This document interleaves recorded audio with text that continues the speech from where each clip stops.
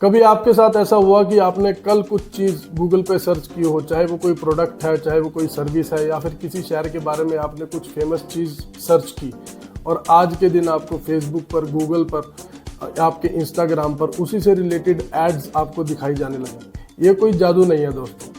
आपके बारे में आपकी डिटेल्स लेकर, आपके इंटरेस्ट जानकर, आपकी इंफॉर्मेशन लेकर आपको उसी तरह की एड्स दिखाई जाती हैं।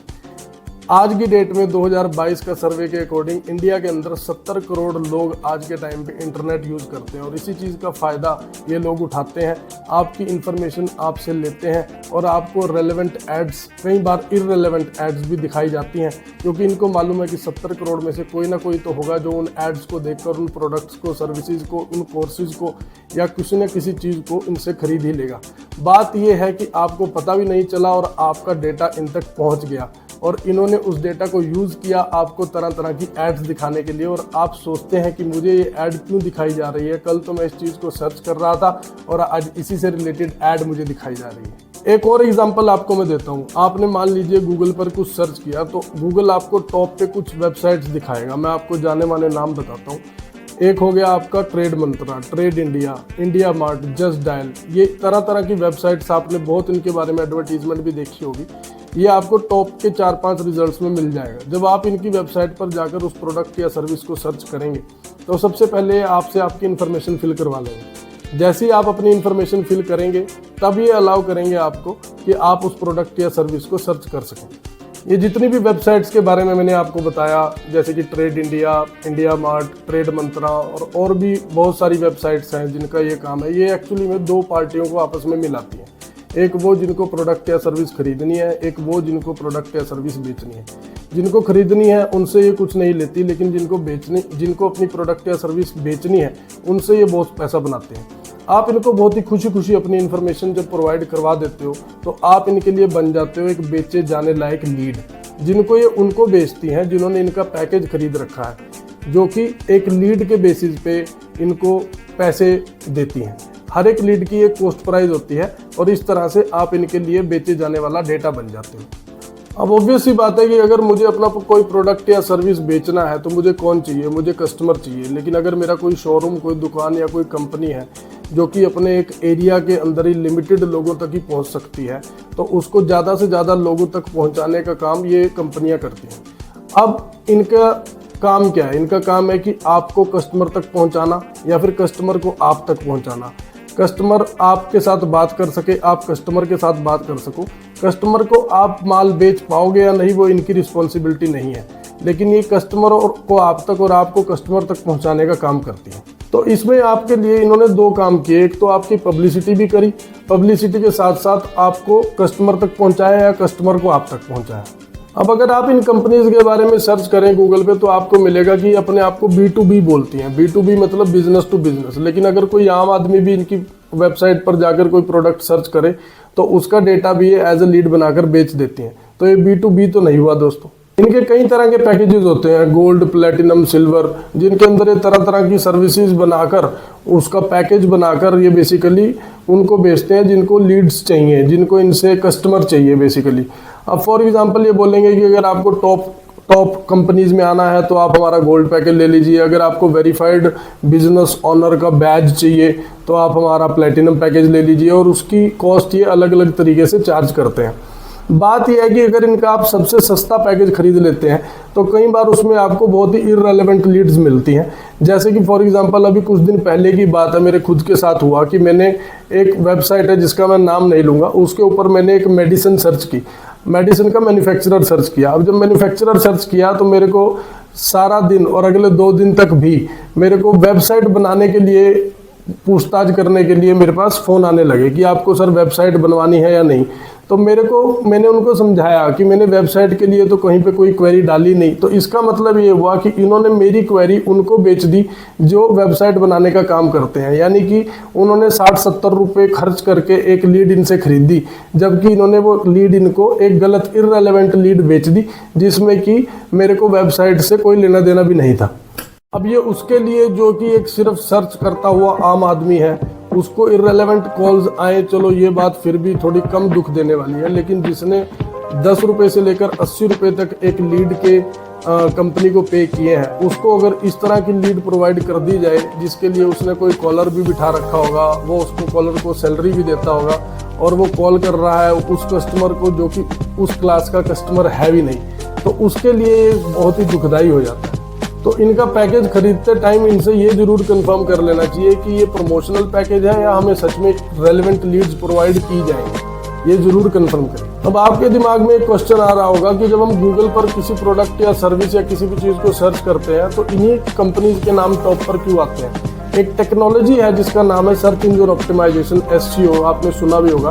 तो ये कंपनी उस चीज़ के ऊपर बहुत ज़्यादा काम करती है। SEO बेसिकली आपकी वेबसाइट पर वेब ट्रैफिक बढ़ाने का एक टेक्नोलॉजी होता है जिसका ये यूज़ करते हैं। उस टेक्नोलॉजी के बारे में इस वीडियो में मैं आपको नहीं बताऊंगा, लेकिन बात ये थी कि उस टेक्नोलॉजी का यूज़ करके ये गूगल पर टॉप सर्चेज में आती हैं। तो आप इन्हीं को ही क्लिक करते हो, इन्हीं के ऊपर जाके अपनी इन्फॉर्मेशन डाल देते हो और ये आपका डेटा फिर आगे बेचना स्टार्ट कर देते हैं।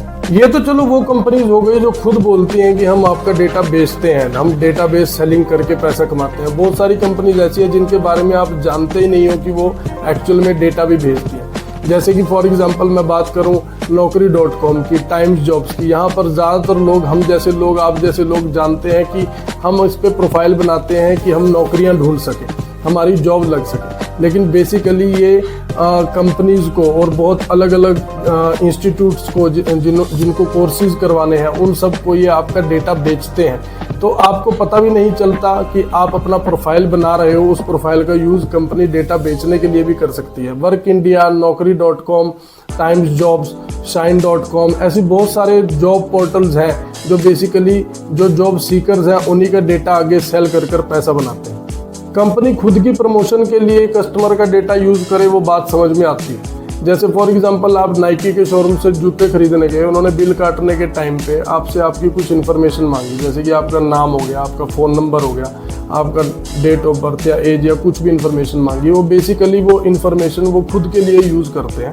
जैसे कि उनको चेक करना है कि मेरा कौन सा स्टोर ज़्यादा अच्छा चल रहा है, कौन सा स्टोर कम अच्छा चल रहा है, या फिर मेरे पास मेल कैटेगरी के लोग ज़्यादा आ रहे हैं या फीमेल्स ज़्यादा आ रही हैं, बच्चे ज़्यादा आ रहे हैं, संडे को ज़्यादा शॉपिंग हो रही है, मंडे को ज़्यादा शॉपिंग हो रही है। इन सारी चीज़ों की एनालिसिस करने के लिए या फिर अपने कुछ स्पेशल कस्टमर्स को स्पेशल डिस्काउंट्स देने के लिए, कोई कस्टमर है जो ज़्यादा खरीदारी कर रहा है उसको ज़्यादा डिस्काउंट्स देने के लिए, या और ज़्यादा पब्लिक को अपनी तरफ आकर्षित करने के लिए उस डेटा को यूज़ करके वो अपना बिजनेस बढ़ा सकते हैं। ये चीज़ फिर भी समझ में आती है। इस सारी फील्ड को बेसिकली डेटा एनालिटिक्स बोला जाता है। आजकल आप सुन भी रहे होंगे डेटा एनालिटिक्स, डेटा साइंस, ये बहुत ही हवा इसका मार्केट में बना हुआ। IT इंडस्ट्री में खासकर इतने सारे कोर्सेज हैं मार्केट के अंदर।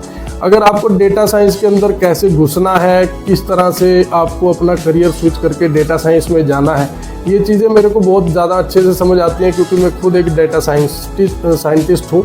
तो इस फील्ड के बारे में, एनालिसिस के बारे में, कैसे डेटा को यूज़ करके कंपनियाँ फ़ायदा उठाती हैं और किस तरह से अपने बिजनेस को बढ़ाती हैं, सब मुझे बहुत अच्छे से समझ में आता है। अगर आपको डेटा साइंस फील्ड के बारे में कुछ जानना है, आपको कुछ डेटा साइंस फील्ड के अंदर स्विच करना है, तो और आपको 1 से लेकर 5 लाख रुपए जो आज के टाइम पे मार्केट में वसूले जा रहे हैं लोगों से डेटा साइंस प्रोफेशनल बनाने के लिए, उसमें भी कोई गारंटी नहीं है कि आप बन जाएंगे या नहीं, आपकी जॉब लग जाएगी या नहीं। इन सारी चीज़ों से आपको बचना है और रियल में डेटा साइंस की फील्ड के अंदर कैसे घुसना है वो सीखना है। तो उसके लिए आप मुझे नीचे कमेंट भी कर सकते हैं वीडियो में, और इसके ऊपर मैं एक अलग से वीडियो भी बनाऊंगा।